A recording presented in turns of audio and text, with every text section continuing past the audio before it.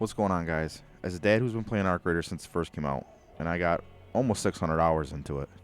And yes, I have a job, a normal 9 to 5. I want to tell you about a different game that maybe you should be playing, that maybe you forgot about. The Division 2. If you don't got the time to commit to a game like Arc Raiders or Tarkov, but you're a fan of PvE games and PvP games, this might be the game for you. It's got a little bit of Helldivers and a little bit of Arc Raiders. To start off with, well, I don't know if you're a fan like I am, but the created character has a lot to offer.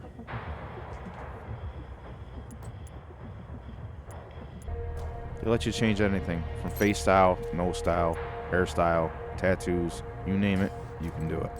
It gets so in-depth, it even lets you change your eye color. And if you're a scruffy guy like me, who waited months for beards and Arc Raiders, not here. And again, the customization here dwarfs Arc Raiders. There, you just pick a suit, change some colors, maybe take something on and off. There's your character. Now, this isn't me knocking Arc Raiders. I love Arc Raiders still. But I think when you're a parent and you got a regular job and you don't have a lot of time to commit to gaming, maybe you want a little something more. You want a little more bang for your buck and what you can do. So you've created your character. Time to jump in the game. There's a pretty long cutscene here. We're going to fast forward through that. Now this is the first real spot where the graphics of this game really come through. Hostile forces have breached our southern perimeter. We are in need of immediate assistance. Repeat, need immediate assistance from any nearby agents. Here's your kind of generic tutorial where they're going to walk you through on what different controls are in the game, whether you're on mouse and keyboard or on controller. I'm old, so I still use controller. Here you're going to fight your way to the White House, which is your main base of operations. It's going to be your main hub for everything. No matter what happens in the game, you're always going to end up back at the White House for something. You're going to unlock different places throughout the game, different safe houses, different control points that make it easier to travel throughout the game. However, you're still going to have to come back to the White House to do certain things.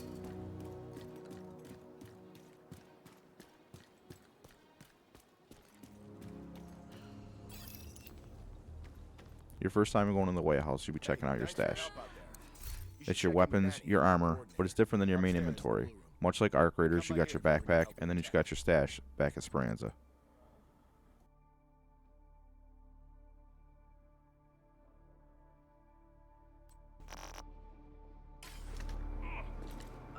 In your travels through DC, you want to be on the lookout for shade caches. You use the tech that you find in these caches back with the Quartermaster. The Quartermaster offers you a chance to buy skills. You can buy any one of these skills and upgrade them and use 2 at a time. The big difference between this and Arc Raiders is Arc Raiders actually offers you a skill tree, where you can delegate individual skills and how many points you want to give to it. If I had to pull one thing from Arc Raiders and put it into Division 2, it would definitely be the skill tree. Anybody else see this looks like a fireball, or is it just me? You'll eventually unlock all the skills, and which ones you equip and use are totally up to you and your playstyle. This is definitely a fireball. I have PTSD over these things and pops.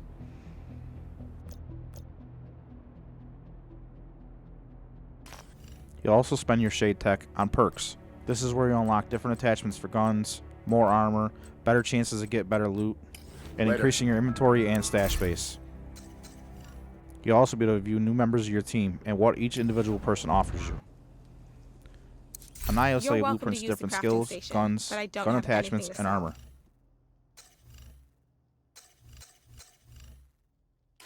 It was good seeing you. The crafting table next to her is where you're going to craft some of these things, based on the blueprints you have and making sure you have the right materials.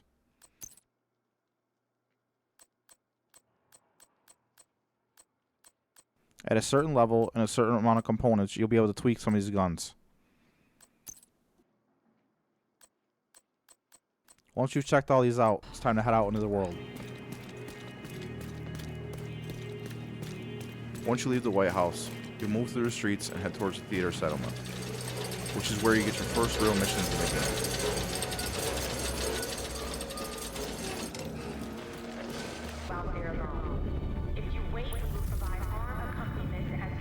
The Theater Settlement, much like the White House, has your stash. You can buy stuff, you can sell stuff, and you're going to recruit new members of your crew. These new members are how you're going to get access to different missions, the Dark Zone, clans, and a bunch of other things.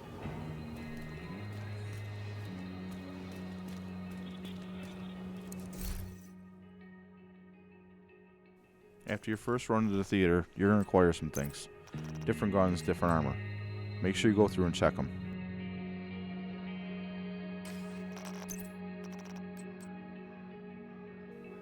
Greens, blues, purples, golds, reds. That's the color ranking system in this game. Obviously, you want to check and see what's better and what's more suited to your playstyle.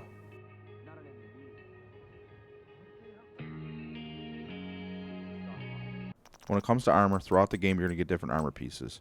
Make sure you're checking the level of the armor and how much it's going to offer you when it comes to damage, skill, and potential % increase to damage from certain weapons. By helping to expand the theater settlement through the projects, you can earn different blueprints. You have to give us some resources, usually stuff in your inventory for it. Throughout the game, be on the lookout for comms. They're important to the game to give you XP and to track through your progression. Is he still alive? What's that? Only 4-6. After you do this, you're going to head upstairs and get your first real mission, a daring rescue attempt from a hotel.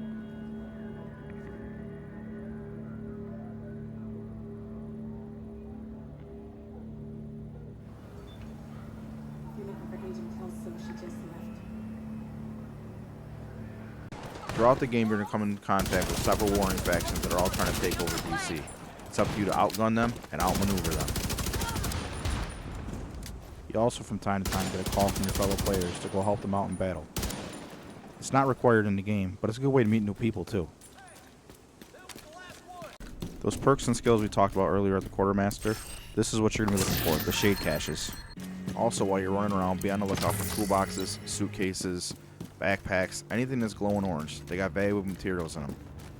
Throughout the game, you're going to be tasked with taking over control points. And as the name says, these are controlled by some of the warring factions in DC. There's a ton of enemies there, and they don't make it easy for you to control this at all.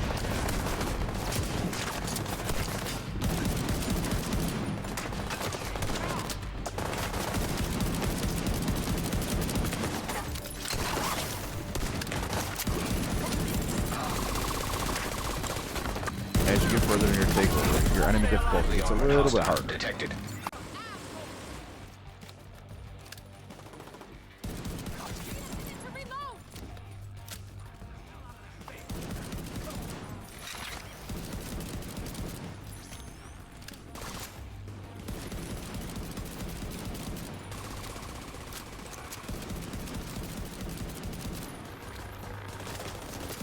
Once you've taken out the last guy, you'll get a game prompt that you now control the area. That was the last one. It'll also let you know if there's a safe room that's been unlocked. And once you control a control point, you're able to fast travel between different control points as well as the different settlements. Scores. Find a supply room, go check it out.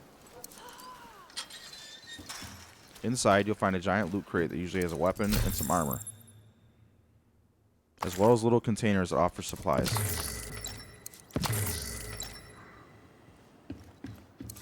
Each control point has a control point officer. You'll have to help these guys out by giving them some supplies that you find throughout the game.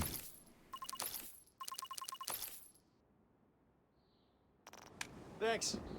Shouldn't have to worry. Another integral part of the game are safe houses that are scattered around DC. As you unlock them, they're another spawn point for you. You can fast travel between these places just like you can in all the Looks like agents were settlements. stationed here during the early days of the Make sure you outbreak. search the drive when We're you walk fortunate in. to get the And be on the hostiles lookout confined to because the there's city, usually comms even in if there that too means more somewhere. problems for us. You may be on your own out there. You can check your We've stash got in your here, back. Good luck, Agent. matchmake with other players, and of course there's the comms. What do you need? I need. While roaming the game, you're going to find doors and gates that got this yellow lock on it. Shoot it. Do better than I did the first time. Behind this can be all different kinds of loot. Boxes, shade caches, a whole bunch of different stuff. Every time you level up in the game, it gives you a field proficiency crate. So be sure to check for these every time you level up through your inventory tab.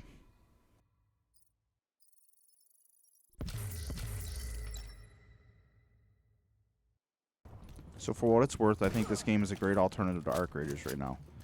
You get to loot, PvE, maybe PvP if you want to, and the game's endless. Even after you hit level 40, there's still so much to do. They keep updating it through seasons, and there's always some mission or bounty you can do in the game. which is where the declaration. Now, by no means am I giving up Arc Raiders, and I don't think you should either. But Division 2 is definitely worth your time and worth a try. I know this wasn't an in-depth guide like a lot of people do, but I wanted to give you the perspective from a dad. I spent a lot of time playing Arc Raiders, and now I'm putting some time into this. Hopefully this gave you some food for thought. If you made it all the way to the end of this video, I just want to tell you that I appreciate you. I'm Jimmy the Unk. I'm a dad, a parent, just like you guys. I even just became a grandpa. So if you could like this video for me and subscribe to the channel, I'd really appreciate it. I stream on all platforms every Tuesday, Thursday, and sometimes Saturday, depending on what we got going on for the family.